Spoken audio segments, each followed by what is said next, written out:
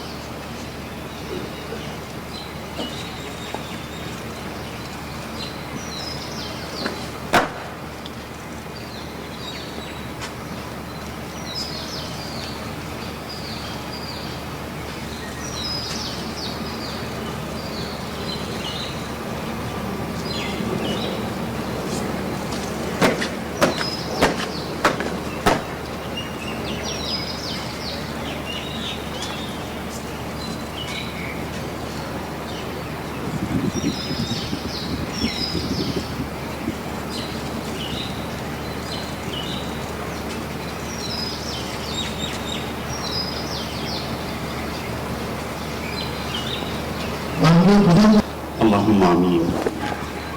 نحمده ونصلي على رسوله الكريم. ربنا آتنا في الدنيا حسنة وفي الآخرة حسنة وقنا عذاب النار.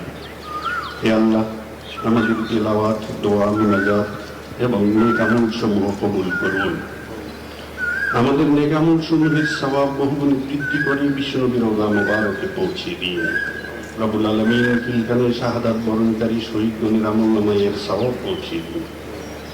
আয় আল্লাহ, এই কবরস্থানে শায়িত কবরবাসীগণের আমলনামায় আমাদের নেক আমল সমূহের সওয়াব পৌঁছে দিন।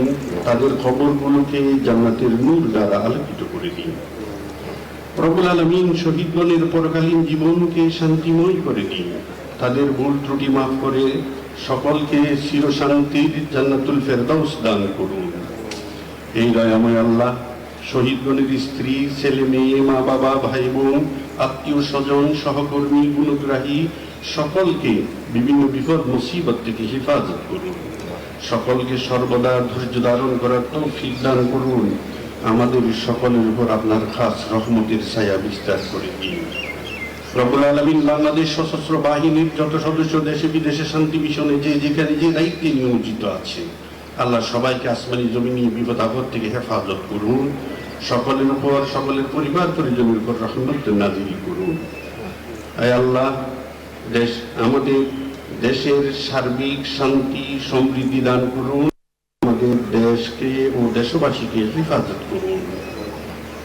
আয় আল্লাহ, আমাদের ভুল ত্রুটিগুলো আপনি ক্ষমা করে দিন। রব্বুল আলামিন আমাদের দোয়াকে আপনি কবুল করুন। রব্বি ইরহামহুমা কামা রাব্বায়ানি সগীরা। ربنا تقبل منا إنك أنت السميع العليم وتب علينا إنك أنت التواب الرحيم. آمين برحمتك يا أرحم الراحمين.